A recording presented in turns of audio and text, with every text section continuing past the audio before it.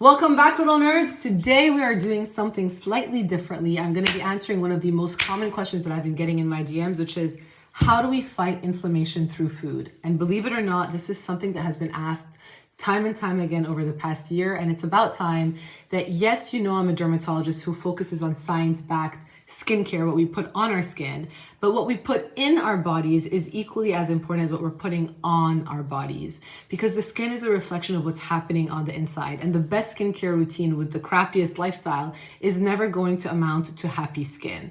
Before I continue, please subscribe below, like this video, and who the hell am I? I'm Dr. Shireen Idriss, a board certified dermatologist based in New York City. Let's dive into our top 8 best anti-inflammatory foods, starting with taking a step back. What exactly is inflammation? Inflammation is your body's response to triggers, whether it's an infection, whether it's a cut, whether it's stress, and how your body heals. And that can reflect on our skin in many different ways. But the two ways to think of an inflammatory response on our skin is that in the acute phase, meaning when you have that cut, you're going to see redness and feel warmth and feel tenderness. And it's going to be warm, tender to the touch, painful, because your body is responding in that area with dilated blood vessels that is sending inflammatory cells to the area so it can heal. But in a chronic inflammatory state, it's not as easy to appreciate and to see, because when you're chronically inflamed, it is slow and sustained over time. And with chronic inflammation, 4 key things happen to our skin. Yes, we look ruddy. Our barrier is inflamed. We are slightly more red, again, due to the dilated blood vessels, but our barrier is inflamed. It's not happy. No matter how much we try to soothe it topically, it can't heal well. Number 2, we get pigmentation changes, because when we are chronically inflamed, we trigger our pigment cells to start producing pigment and we become more blotchy and uneven. Number 3, we age faster because we have an increase in collagen breakdown. So we start to have more fine lines and texture, which leads me to number 4. The textural irregularities of our skin become more apparent. So if we had acne scars, as we are stressed, those scars look more prominent and are more obvious. So all in all, skincare is a huge help. But the food that you consume when you're having a holistic view is equally as important. What are quickly pro-inflammatory foods? Pro-inflammatory foods, starting from the most natural, like nightshade, vegetables, eggplants, tomatoes. If you have a chronic inflammatory state like psoriasis, you might want to avoid these type of vegetables because they may make things worse, right? I'm not saying cut them out completely, but everything in moderation. Sugar, refined sugar, like you're talking about your cakes and your cookies and the yumminess of life. And number 3, and this one's hard, deli meats, the saltiness, the salami, the prosciutto, the bresaola, whatever it is that you love that's a deli meat that you just can't cut, is probably not the best thing for you, because these are all pro-inflammatory foods that are going to make things worse for you in the long run. But life is about moderation. Moderation is key. And I've always said that chronic inflammation is the worst thing you could do in terms of an anti-aging routine, because you're going to look older faster.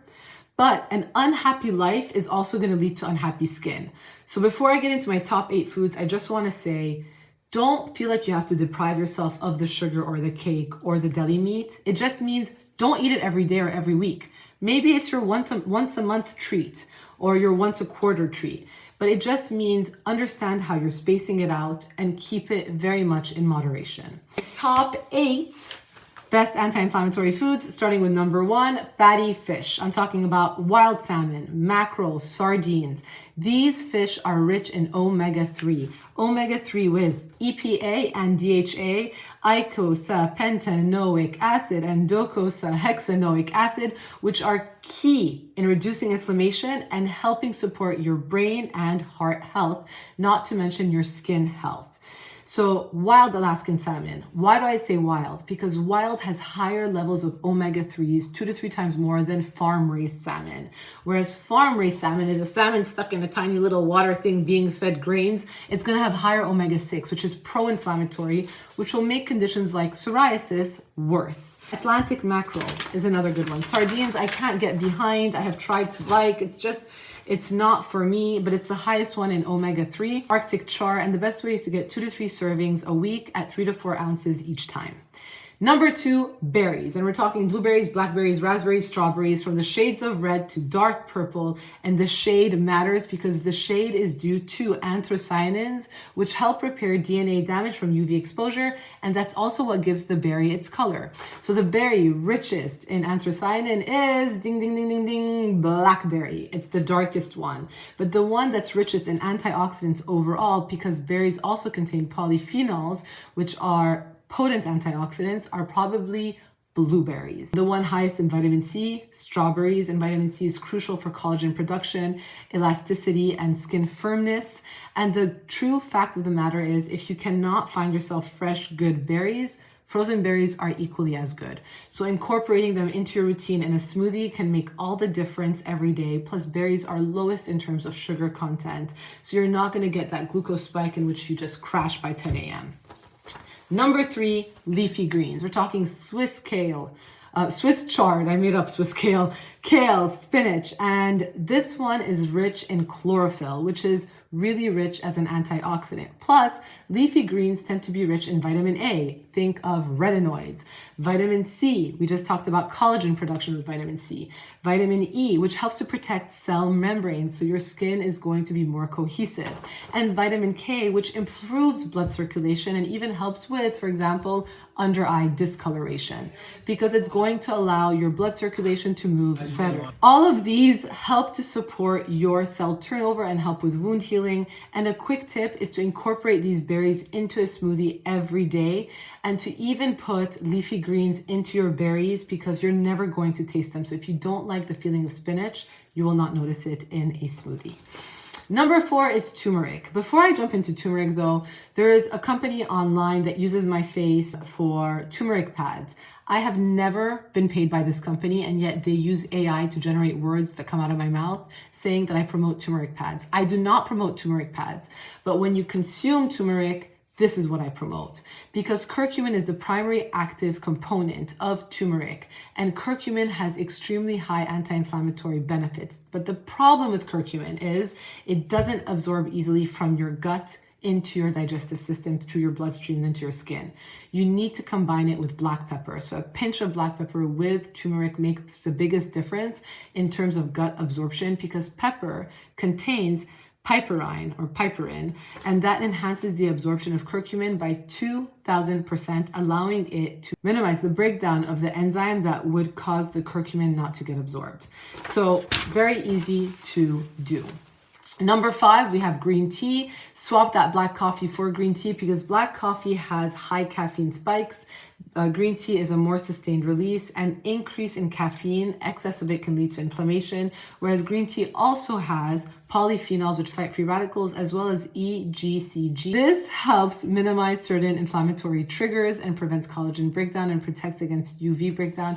Plus, it also regulates sebum production, so green tea can help with acne, which is a big one, but you have to take it consistently. Side note, green tea when applied topically, unlike turmeric, also makes a very good difference to your skin. So doing green tea masks can also really make a difference in terms of minimizing puffiness. Number 6, avocados. Yes, put your money where your food is. They are worth it because of healthy fats that can help support your skin barrier. It has monounsaturated fats, and this is key at enhancing your skin's natural barrier function. It is a vitamin E powerhouse, as well as rich in glutathione, which can help minimize discoloration, hyperpigmentation, and brighten your skin while protecting your skin against reactive oxygen species. Number 7 is basically the skin foods multivitamins, walnuts. These are rich in omega-3 ALAs, which is one of the best plant-based sources of alpha-linolenic acid, and this helps to reduce inflammation throughout your body and especially directly in your skin. Zinc is also a trace mineral that's present in walnuts that helps with skin healing, as well as vitamin E and selenium, and a quick handful a day is all you need to kind of keep the skin doctor away. And last and certainly not least, sweet potatoes. But before you discard the skin, keep the skin on because the skin is the most nutritious part. These are rich in beta carotene, and beta carotene is a provitamin A, meaning once you consume it, it turns to vitamin A. And we nerds know that vitamin A equals retinol, which helps with skin support, collagen production, cell turnover, and natural brighter skin. The only thing is, if you eat too much sweet potato, you may start to turn into an Oompa Loompa and you might start to look orange. It's not dangerous, but you'll have an orange hue. So just again, everything in moderation. The best way to incorporate these foods is not to go from 0 to hero because you'll hate your life. If you're somebody who does not eat any of these things, start with one category and incorporate it for the next few days over the course of the week, and then add a second category. Easy swaps are switching caffeine out for green tea. Maybe have 2 green teas a day if you really need to and you are kind of crashing because of the caffeine. Make a smoothie combining 1, 2, and 3 of these food categories without having to worry about the excess of it. And I would probably combine the berries with the leafy greens and the avocado in my smoothie. And there you have it, little nerds, our top 8 anti-inflammatory foods for skin health and to minimize inflammation overall so you can age your best self. Let me know if you guys have any other questions. Subscribe for the skincare science below. Have a beautiful Saturday. I'll see you guys later.